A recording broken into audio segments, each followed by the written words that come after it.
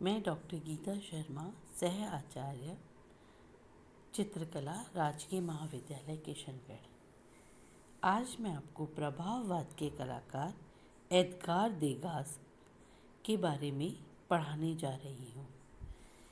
मैंने पहले पार्ट में आपको देगास के कला शैली के बारे में बताया था। आज मैं उसी को ही कंटिन्यू कर रही हूँ। जैसा कि मैंने आपको बताया था कि किस प्रकार देगा ने कला के मूल तत्वों को आत्मसात करके उनका परिपालन करते हुए समयानुरूप कला निर्मिति करना ही उचित माना। इस हेतु उनके चित्र, माने का व्यक्ति चित्र, घोड़े पर सवार महिला, जलपान की गायिकाएं आदि उनके पूर्ण विकसित व उत्कृष्ट रेखांकन शैली के उदाहरण है। देगा अपनी चित्रों में दृश्यों को इस प्रकार कुशलता से संयोजित करते कि उनके चित्र बिना सूचना अकस्मात खींचे गए जल्द छायाचित्र के समान दिखाई देते। दृश्यों में वह असावधानी का स्वाभाविक प्रभाव डालने के हेतु देगा प्राय ऊंचे और अनोखे दृष्टिकोण से चित्र संयोजन करते थे। उनके चित्रों में सामान्य जनजीवन के दृश्य ऐसे दिखाई देते जैसे कि मानो रंगमंच पर अभिनीत किए जा रहे नाटक के दृश्य। दृश्य की स्वाभाविकता को बढ़ावा देने के हेतु वे चित्रभूमि के किनारों पर आदमी, जानवर या वस्तुओं की अधूरी कटी हुई आकृतियां बनाते। इस प्रकार के उनके चित्रों में घुड़दौड़ के मैदान में घोड़ों की आकृतियां एक तरफ से इस प्रकार काट दी गई हैं मानो वो दौड़ते दौड़ते चित्र के बाहर निकल गए हों। उस समय जापानी छापा चित्रों ने भी देगा का ध्यान अपनी ओर आकर्षित किया। वे उनसे बड़े प्रभावित हुए। देगा ने उन छापा चित्रों का अध्ययन किया और उनसे प्राप्त प्रभावों को अपने चित्रों में उतारने की कोशिश की। देगा के चित्रों में आकस्मिक का प्रभाव इतना सहज सिद्ध है कि दर्शक भूल जाता है कि उसके पीछे देगा का असामान्य कौशल और गहरा अध्ययन है। प्रत्येक छोटी से छोटी वस्तु या बारीकी का अंकन सुयोग्य स्थान पर व चित्र के समूचे दर्शन व संयोजन को ध्यान में रखते हुए किया गया है। कहीं भी कोई रिक्तता या स्थानांतरण या लोप असंभव है। देगा स्वयं कहते हैं, मेरी कला से किसी भी चित्रकार की कला अधिक स्वाभाविक है। मैं जो कुछ बनाता हूँ वह चिंतन व महान चित्रकारों की कृतियों के अध्ययन का परिपाक है। मैं नहीं समझता हूँ कि स्फूर्ति, सहज सिद्धि व चित्रकार का प्रकृति स्वभाव आदि कुछ तत्वों का सृजन कार्य से कोई संबंध है।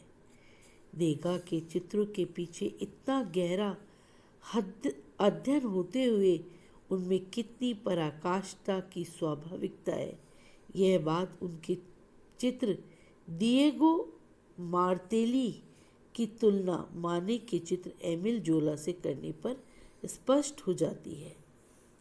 माने के चित्र में एमिल जोला ऐसे बैठे हैं कि जैसे उनका चित्र खींचा जा रहा हो, जबकि देगा के चित्र में डिएगो मार्तेली पूर्ण स्वाभाविक मुद्रा लिए हुए बैठे हैं कि जैसे उनका आसपास कहीं ध्यान है ही नहीं। देगा के इस चित्र का यथार्थ संयोजन, विशुद्ध रंगों का प्रयोग, स्पष्ट तुलिका संचालन प्रभाववादी है।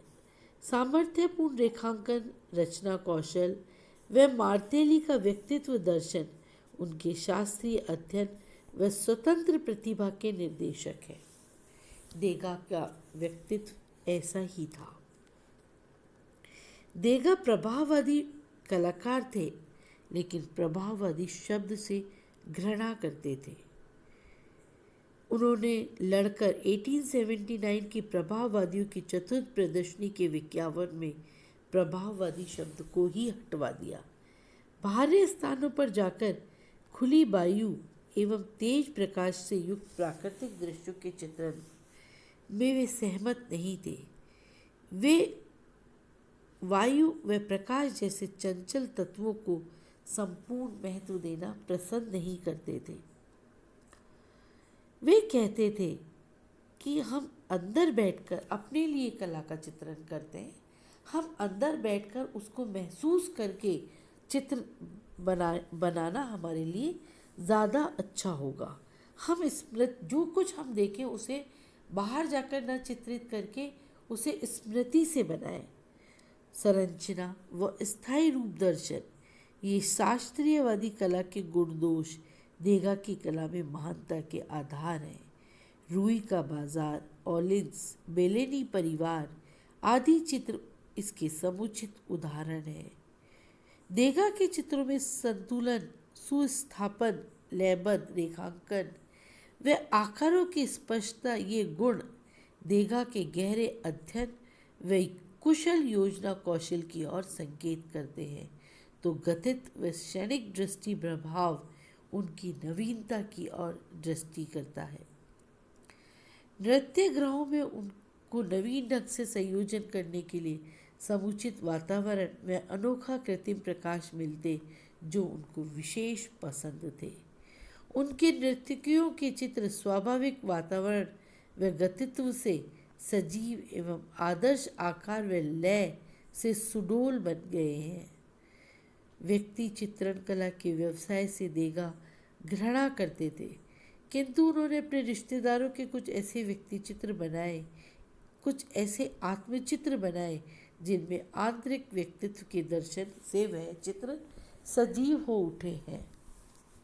अपनी भाभी एस्टेल म्यूसो के व्यक्ति चित्र में देगा ने उच्च कोटि के संयोजन कौशल के अलावा भाभी के चेहरे पर दृष्टिशीलता व समर्पण के भाव को बड़ी कुशलता से अंकित किया है। संगीत सुनते समय बनाए गए अपने पिता के व्यक्ति चित्र में गायक की तन्मय वृत्ति व पिता के चेहरे पर मुग्धता के भाव परिणाम कारक ढंग से अंकित किए हैं। युवती का शीर्ष आत्मचित्र एवं 1875 के पश्चात बनाए गए धोबिनों व नर्तकियों के चित्र उनके मानवतावादी विचारों के उद्घोषक है। देगा किसी भौतिक महत्वाकांक्षा से प्रेरित चित्रकार नहीं थे। उनका ध्येय था, उनका उद्देश्य था निजी कला का पूर्ण विकास। वह इस ध्येय की प्राप्ति के लिए वे जीवन के उत्तर काल में और अधिक एकांत प्रिय बन गए और अपने इने गिने मित्रों से भी बहुत कम संपर्क रखते थे। देगा संवेदनशील, अंतर्मुखी व स्पष्ट वक्ता थे। उनके कोई विशेष मित्र नहीं थे। वे आजन्म अविवाहित रहे। वे प्रशंसा से घृणा करते थे। देगा उत्कृष्ट मूर्तिकार भी रहे हैं। दृष्टि कमजोर होने के बाद भी उन्होंने मूर्ति कला पर अपना ध्यान केंद्रित किया और बड़ी उत्कृष्ट मूर्तियां बनाई, जिनमें तरुण नर्तकी, दौड़ने वाला घोड़ा विशेष प्रसिद्ध रहे हैं। देगा की मूर्ति कला के बारे में रेनवार ने कहा था, उनको मैं पहला मूर्तिकार मानता हूँ।